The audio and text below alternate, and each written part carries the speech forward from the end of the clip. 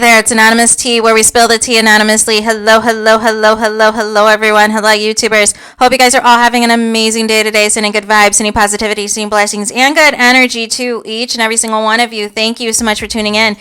So today we're talking Shannon Sharpe and Ocho Cinco, who are the hosts of Nightcap, and as you know, they're in Las Vegas because it is the Super Bowl today. Today we finally reached the Super Bowl. However, Shannon Sharpe wanted to address the haters because he did a similar video when he had some haters from his very viral Cat Williams interview that I believe has nearly 60 million views, and the Monique interview has already 10 million views, and it hasn't even been a week yet. However, Shannon Sharpe called out the fact that D.L. Hughley called him Wendy Williams with weight. And he basically called out, without saying specifically who, but that there are some athletes who also have podcasts who are not on the level of Shannon Sharpe, who are saying that if they were interviewing these people, they would have cut them off and they would have done X, Y, and Z. And Shannon Sharpe keeps telling the people that he is designed to have a conversation. He is designed to ask the questions, hear them out, hear what they're going to say. And actually, he confirmed that the Monique interview was supposed to be longer than 3 hours. However, the guy's battery died on the camera. Epic fail. So we could have actually had like a 4 or 5 hour interview. Monique was holding back on us. That's what's so crazy. People said Monique said too much. No, she didn't say enough, you guys. We were supposed to have a 5 hour interview and the guy's battery died. Make it make sense, Shannon Sharpe. You have nearly 3 million views on Club Shay Shay and you guys don't have backup cameras already ready to go to film when you have somebody, Monique, who could talk all day and tell you all the ins and outs of Hollywood if you let her. Like, make it make sense. But here's the thing, you guys. You know, for me, I liked both Monique's interview. I like Cat Williams' interview. As far as cutting people off in an interview, I don't agree with that. I feel people should have the freedom to say what they want to say their truth. And especially if they're responding or refuting something that somebody else had said about them, and they finally have a platform to say their truth and not be attacked or not be cut down or cut off to where they're basically, you know, that interview is showing their bias or their preference for the other person. And that's what happens a lot in this business and with both journalists as well, you know, gossip sites, whatever. There is, you know, some allegiance people have to certain celebrities and reality stars, and they think that if they go hard in the paint against their enemies, that's going to win them favor with the celebrities that they're going this hard in the paint for. But what they have to realize is that all these relationships are fleeting. All these relationships are fleeting. But as far as Shannon Sharpe goes, the only thing my critique was, well, really for the Monique interview, was that it wasn't longer. But in both instances, in both the Cat Williams interview and the Monique interview, they were spilling some other tea that was like beyond what was Shannon Sharpe's questions. And I felt that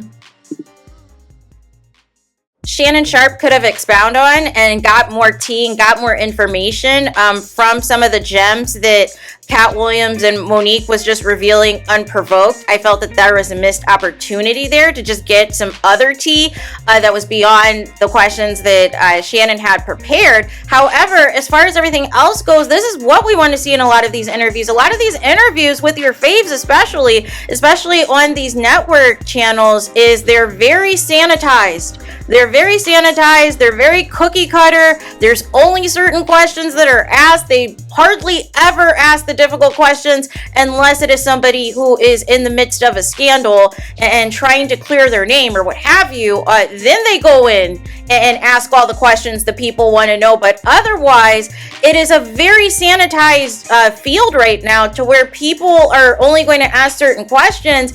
And then we have another area in the podcast space where some people are just not good interviewers, right? And it's no shade, but shade in the sense that how can you have a successful interview if you're doing more talking than the person that you're interviewing? Make it make sense, right? But there's some people who want to be the star, right? Who want to be the star even though they're the ones interviewing the celebrity. right? They want to do all the talking, although that celebrity, reality star, or influencer is the one on their platform that's supposed to be telling their story. But you're telling your story, you're inserting yourself, you're inserting all of your experiences into this interview, and the interview is supposed to be about them. So here's the thing. The people are jealous. And that's what it all is. People are jealous that Shannon Sharpe, number one, is pulling in these types of numbers. People are pissed that Shannon Sharpe is getting successful this fast in the podcast space. And some of these people have been at this podcasting forever. Some of these people who have been in sports journalism forever, whether it's former athletes or whomever, even people that currently work with Shannon Sharpe at ESPN, they're jealous. They're being a hater. Because if you're specifically going on a podcast to attack all of Shannon Sharpe's interviews, although you're going to say anywhere else, oh, Shannon Sharpe's my boy, Shannon Sharpe's blah, blah, blah, blah, blah. But then you're up here dragging these interviews because you're friends with the people that Monique and Cat Williams are exposing. You're showing your cards. You're showing your hand that you want to protect the gatekeepers too. And these quote-unquote gatekeepers are never going to go and defend themselves because they know that puts them in a peculiar situation. So their best bet is to be quiet and write all of this out unless they're going to apologize. If they don't plan on apologizing to Cat Williams or Monique or, trying to set things straight, then it's a lost cause. Like, there's no need for them to speak out about anything. Because the receipts have already been dropped to validate everything that Monique and Cat Williams have said. So to drag them because you're mad that they exposed your faves, that you're mad that because you have a different relationship with these people compared to how they've been treated by others, now all of a sudden they're the bad guys.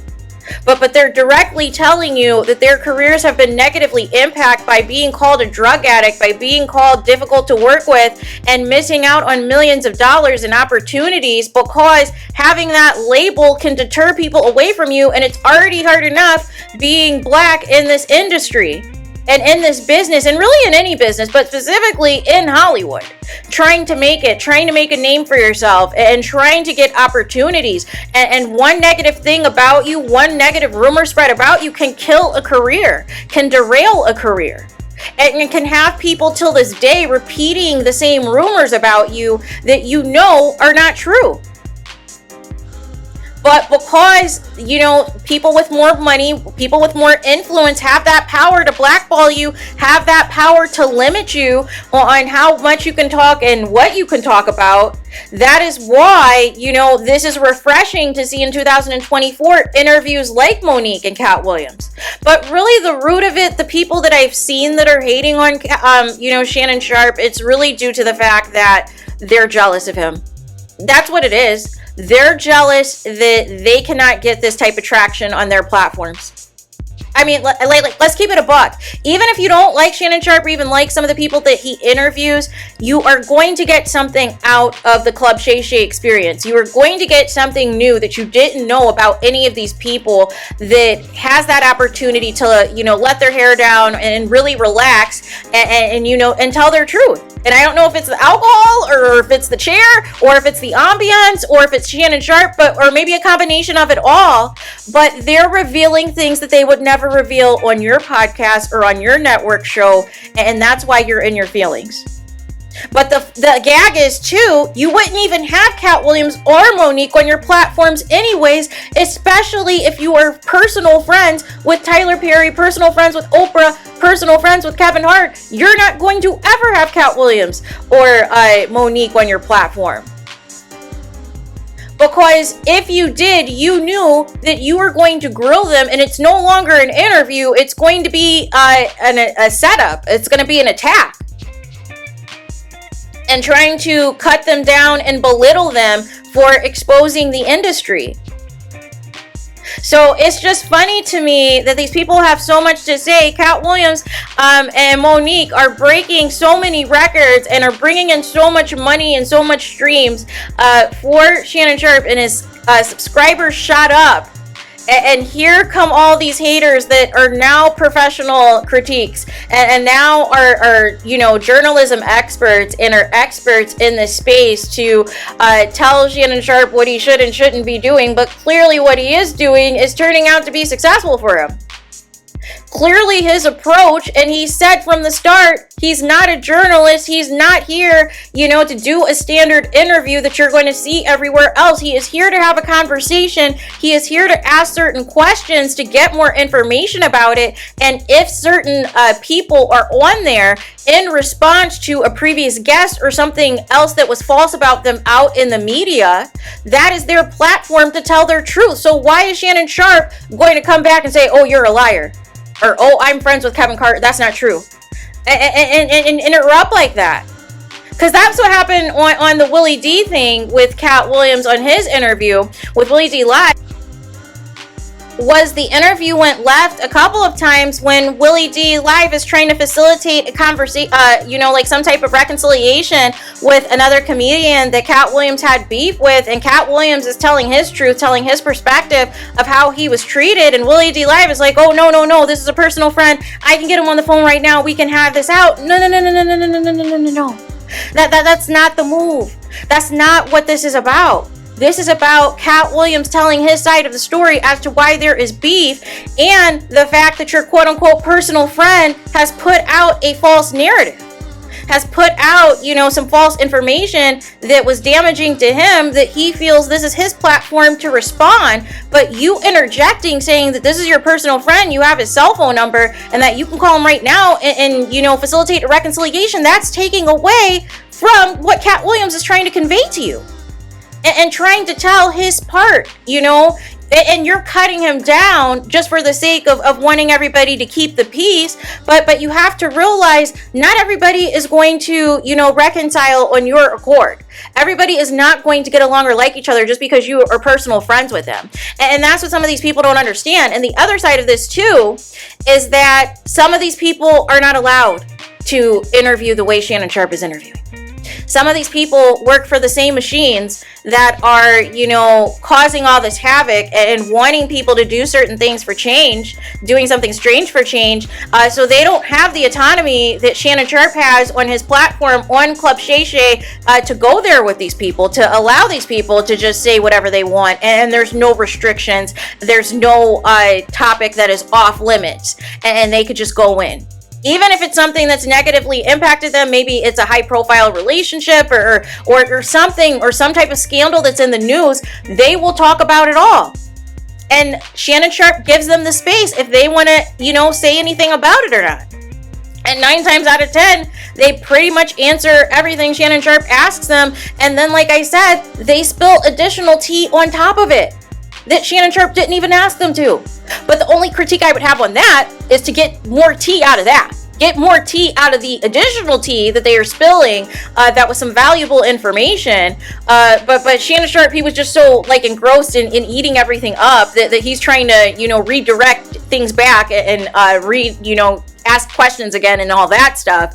But they're doing the talking. And that's what the point of having a guest is. You're supposed to be getting to know the guest. I shouldn't be trying to know everything about you, the interviewer. That's not what this is. This isn't your interview in terms of you being in the spotlight here. The spotlight should be on the celebrity, which is what the opportunity has been for Monique and for Cat Williams, both people who have been ridiculed in this media, who both have been blackballed in this industry, who both have had similar negative experiences with some of the same people in Black Hollywood that are billionaires, that are a part of the gatekeeping crew, that are a part of the elite, who are also some people who have also protected some of these white monsters such as Harvey Weinstein and others when it was a benefit for them to get their projects funded. And so we don't talk about that. We don't talk about the people, who had no problems with Donald Trump and his racism. If it was an opportunity for them to get more exposure and more business opportunities in their association, in the association with him, right? Or get, free access to his hotels or whatever, right? None of that was an issue before Donald Trump became president, right? But now all of a sudden you're quiet on Donald Trump. You have nothing to say about Donald Trump, even though you're in over 100 pictures with him, and you're at all these events with him, and you're best buds with him. But now all of a sudden you're quiet, you're mute. So it's just funny, all of these hypocrites who have been out there in these streets with some of your problematic white men in this Hollywood industry and celebrating these white men in this industry. However, you did not say anything then. You didn't find it suspicious or inappropriate or skeptical or anything then. But the minute that Cat Williams or Monique has something to say, oh, they're bitter, they're jealous, they're haters, they're this, they're that. No, this is their truth. This is their truth. You can't knock it, and you're tuning in. You're the ones who are responsible for Shannon Sharpe getting these views. So if you truly didn't like him and truly hated how he was doing these interviews and hated all these things, you shouldn't be tuning in the first place if you're going to get riled up like this. But at the end of the day, how viral everything went with Cat Williams. So Cat Williams told him after his interview, everything's going to be sky's the limit for Shannon Sharpe. He wasn't lying, because he knew that his interview was going to break records. He knew his interview was going to break the internet. He knew all of that. But you can't get mad. All you can do is go back to your little sports podcast and try to improve. And try to take some notes from what Shannon Sharpe is doing and how he's approaching his interviews with his guests, and take some of that wisdom to yourself. The problem is, you cannot be Shannon Sharpe, and you cannot do what Shannon Sharpe is doing, even if you are a former athlete. And that is why you're pressed. Because you're seeing the money that he's making from these viral interviews, and you feel a certain type of way because you're not getting these types of interviews, and you're doing more work than Shannon Sharpe is. He's only airing interviews on Club Shay Shay for the most part once a week, usually, if that. Every once in a while, there's been some that have came out like a couple times a week, but for the most part, it's like once a week or once every couple weeks or what have you, depending on the schedule and all the things. So it's not even like a regular, standardized show that's like coming on every single day. And then, of course, he has his nightcap show that he does with Ocho Cinco for certain nights of the week. But that's really what the issue is. The issue is the people are jealous. The people are jealous of how quickly Shannon Sharpe has ascended to success. People are jealous of the fact the millions of views that he is getting, more than these people's TV shows, more than these people's programming, more than these people's podcasts, that can't come from a similar background as Shannon Sharpe, as being a former athlete or being somebody who's been in the trenches of journalism and sports journalism for all these years, and how quickly it's been for, Shannon Sharpe to expound and have all of these other guests that are outside of the sports realm and really get some interesting tea from them and get some interesting intel from them and get some interesting perspective from them. Not everybody can do that. Not everybody can attract the audience that Shannon Sharpe is. And so on top of this, on top of being able to expand outside of sports and get these other celebrities, the other side of it too is there is a new audience of people who do not know Monique and Cat Williams as intimately as they do now, thanks to the Shannon Sharpe Club Shay Shay interviews. And people feel away, because this is also a launching pad as well. If you are going to give a good interview like a Monique and a Cat Williams that's going to go viral, it's going to also open more opportunities for them as well. It's a benefit for both parties. It's a benefit for Shannon Sharpe because his views are going up, his subs are going up, more people are buying his alcohol and everything else. That's selling out. And then it's good for Monique and Cat Williams because it's raising their platforms. Now people want to see them. Now they're the ones in demand.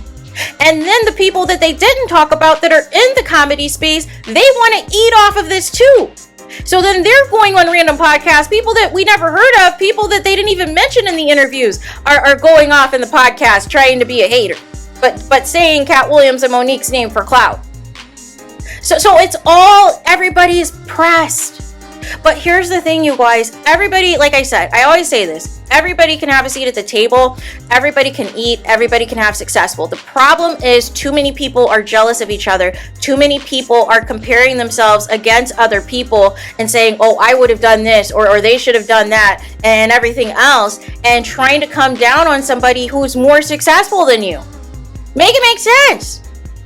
Shannon Sharpe is killing it in record time compared to your little podcast and all these other things that you've done. But yet you're now the expert on what Shannon Sharpe should and shouldn't be doing. And it's clearly working out for him. It's clearly the numbers are not lying. So again, like I said, it's all jealousy. It is all people being haters. And they really need to be taking some notes and put some of the wisdom and the tools that Shannon Sharpe is utilizing in his interviews. And maybe you can interview better yourself. Maybe you can have more guests on your show instead of certain people. But the problem is, if you're friends with the people that are being exposed, it's not going to work anyways. Because you're going to be too biased. If you ever got a Monique or Cat Williams on your show, you're going to be way too biased in support, in defense of a Tyler Perry, of a Lee Daniels, of a Kevin Hart, and all of the things, that you're not going to be objective and let Monique and Cat Williams tell their truth. Because you're going to be concerned about your personal relationship with them and making sure that Steve Harvey still returns your phone calls after this. No. If you're truly serious about this, if you're truly serious about this industry and really wanting to take it seriously, like Shannon Sharpe is being taken seriously, there's going to be some things you're going to have to change. And one of those things is you have to let go of bias.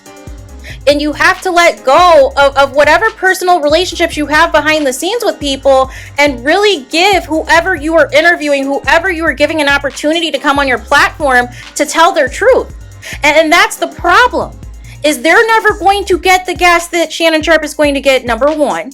They're never going to get the views that Shannon Sharpe is going to get, number two. They don't have the style and flair that Shannon Sharpe has, number three. And so as a result, all they can do is hate, and be a hater, and be jealous, and be negative, and all these things. But guess what? It's only, the numbers aren't lying. It's only making Shannon Sharpe even bigger by you doing this. You're only giving him more clout. You're only giving him more attention. And you're giving him more clicks and views because you know that you can eat off of talking about Shannon Sharpe too. So there is that. Let me know your thoughts in the comments. Please do not forget to like, comment, and subscribe. Hit the notification bell so you're notified the moment I post new content on my channel. And with that being said, I'll talk to you guys again very soon.